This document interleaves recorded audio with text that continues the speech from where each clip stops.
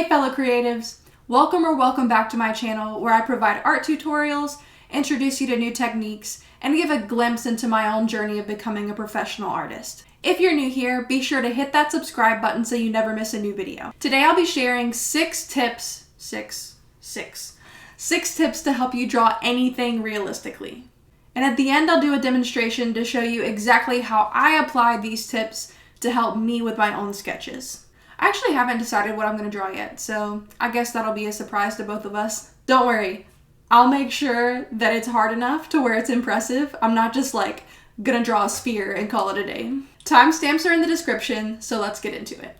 First, you want to identify a source photo. Actually, most professional artists still paint and draw from source photos, so it's not like cheating. And drawing from source photos actually helps you draw better from memory, because while you're looking at these source photos, it's training your eye of what looks right, those patterns that are supposed to be there, so that in those times where you don't have a source photo, you know what something looks like. But for now, just draw from source photos because even the professionals do it. And remember, you want to choose a source photo with good lighting, so we don't want it to be too dark, too bright, or just have too much contrast where half of them is super bright in the sun and the other half of them is in the shadows. We generally don't want that. Also, they need to be an appropriate distance away from the camera, unless this is what you're going for. We don't want to be drawing something that is supposed to be super up close, but in the photo it's way far away. Secondly, you need to learn how to draw upright and learn how to hold a pencil. So I know most of the time we're used to drawing on a desk where the sketchbook is flat and horizontal, but if you're having trouble with your proportions, drawing horizontally might be part of the reason for that. Ideally, we want to have our sketchbook upright, like I have back here on my easel. It actually helps your eye with perspectives. Think about when you take a picture yourself with a camera. So if you are trying to take a picture of artwork you've done, you usually want to get it right in front of that artwork so that it doesn't look distorted. Your eyes kind of work the same way. So if you're not looking at what you're drawing right over it, you might be drawing proportions wrong because your eyes are seeing the sketch in a distorted manner. Let's talk about how to hold a pencil real quick, because a lot of us do this wrong. We don't want to be gripping the pencil too tightly while we draw. While we're sketching, we don't want to have too much control. I know a lot of us who like to do art are real control freaks, want to be able to do it really slowly and get it perfect the first time. That is not how we're sketching. You want to have kind of a loose way of holding the pencil, so you don't want to have like a really tight grip. So you just want to hold it kind of loosely to where your arm and your hand are comfortable and you're not going to get cramps while you're drawing. Also, we're not drawing from our wrist, we're drawing from our shoulder. That movement when you draw should be coming from your shoulder, not quite from your elbow, and definitely not from your wrist.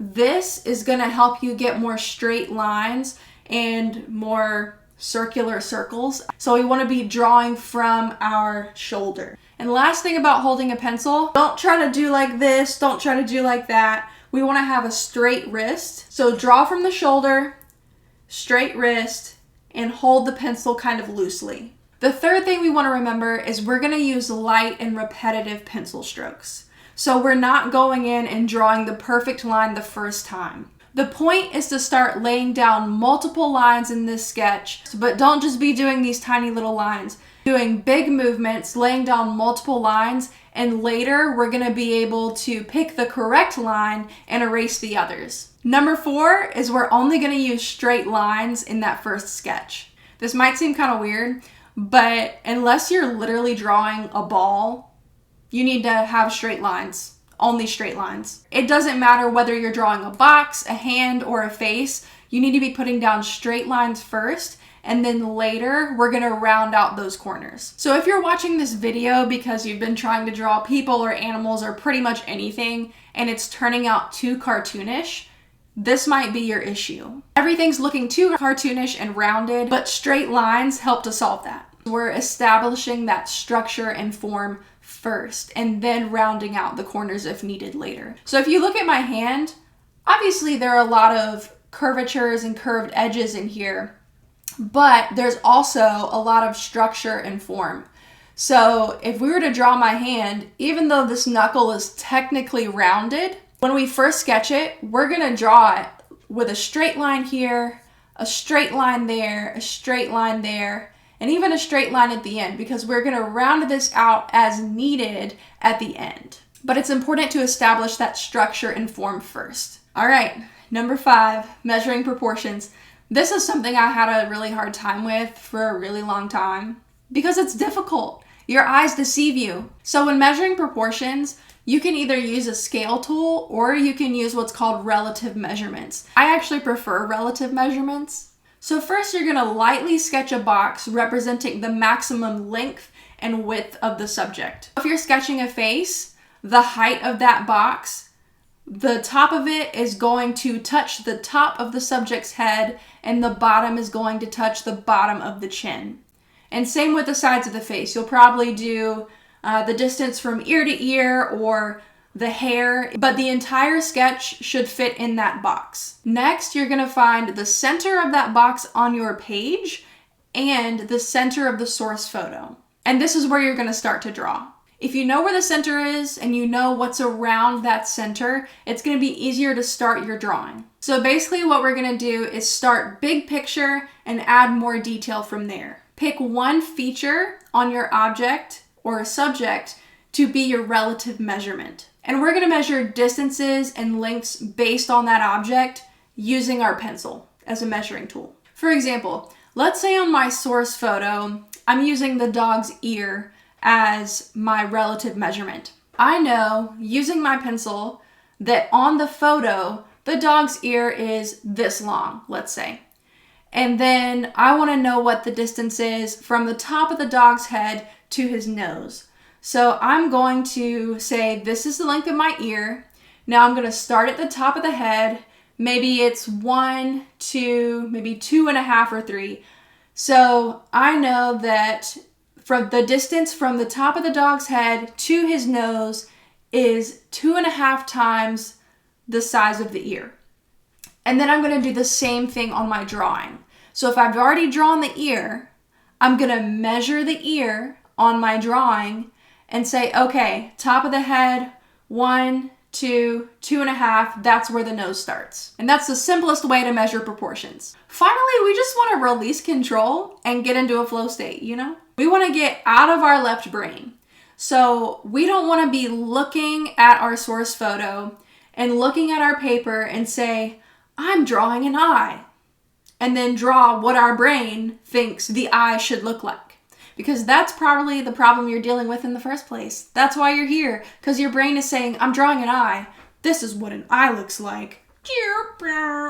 No, that's not what we're doing. Instead of going into your left brain and pulling out those files that say, this is what an eye should look like, we want to be actually looking and paying attention to what our source photo is actually showing us. We might think an eye is shaped like this.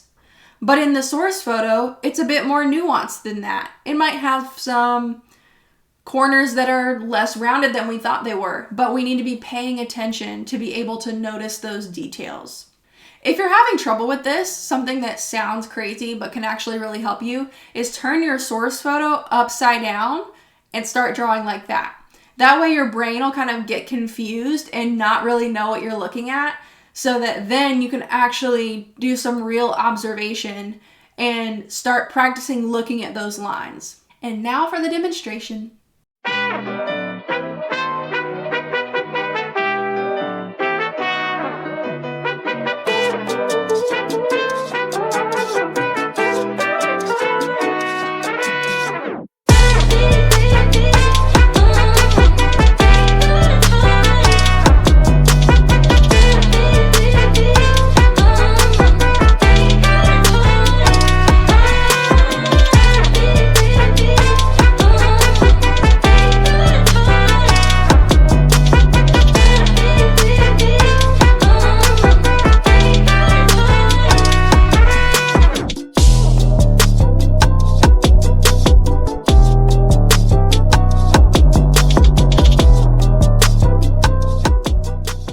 And that's a wrap. I'll put a link to the pencil set I used in the description below. If you really liked this video, give it a thumbs up, hit that subscribe button. I'm an expecting mom with a full-time day job while doing art school at night, so I use my channel to show you what that experience is like, provide a few art tutorials, and share my evolution as an artist. I also post YouTube shorts daily so you can see what paintings and drawings I'm working on currently. If you have any questions about today's video, put them in the comments below and I'll see you in my next video.